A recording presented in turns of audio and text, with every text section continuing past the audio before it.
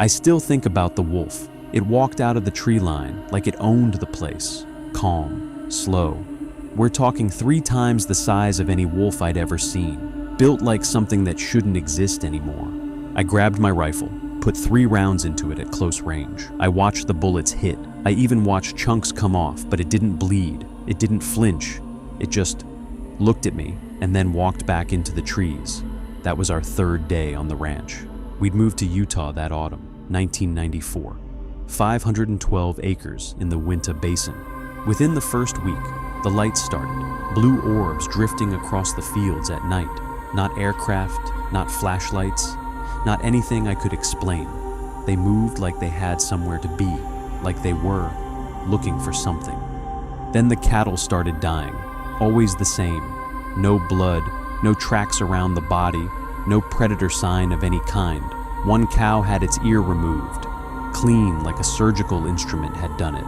Another had organs taken with no trace of how.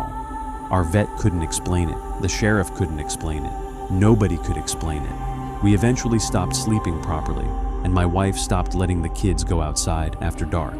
One afternoon, I was going through the house, checking doors, checking windows, and I noticed something I hadn't paid attention to when we moved in. Deadbolts on every door, on every window. The previous owners, the Myers family, had lived here for 60 years, and at some point, they had bolted themselves in. I stood there trying to make sense of it. Later, when I looked out the back window into the east field, there was something standing there, too tall, wrong, proportions, just standing in the middle of the field, completely still, in a way that nothing living does. I watched it for a full minute without breathing. Then the cattle pen behind me erupted, every animal screaming, throwing themselves against the fence all at once. I spun around. Then, when I looked back at the field, it was gone.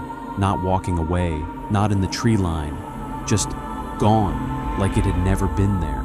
And in that moment, staring at those deadbolts on both sides of every door, I finally understood why the Myers family put them there.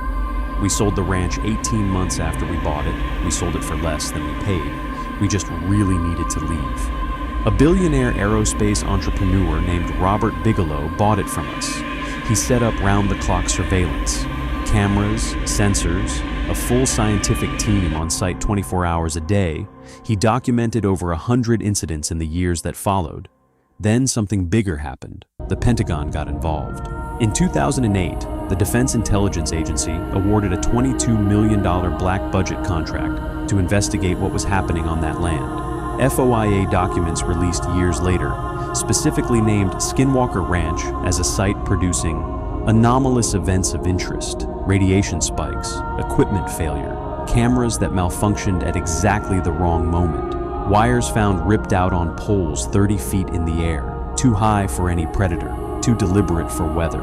And then the researchers started talking about something they called the hitchhiker effect. Scientists who had spent extended time on the ranch started bringing something home with them. One researcher drove back to his house in the city, normal house, normal neighborhood. 3 weeks later, his wife called him at work, barely able to speak.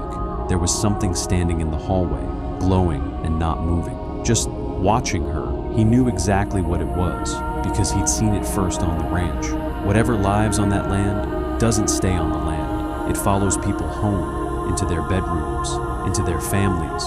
Investigators reported shadowy figures, unexplained illness, glowing orbs in rooms hundreds of miles from the ranch. Whatever it was, it didn't need the ranch. The ranch is just where it started. The investigation is still open. The Ute people, whose reservation borders the ranch, warned that this land was cursed long before anyone built a fence around it. Tribal elders have called it the path of the skinwalker for generations. Even now, some of them are still forbidden to go near it. Whatever I saw on that land in those 18 months, somebody with a lot of money and government backing decided it was worth studying for decades. They still haven't told anyone what they found. The full case file, every documented incident, every government record, uncensored pictures, and what the FOIA releases actually revealed is at the link below.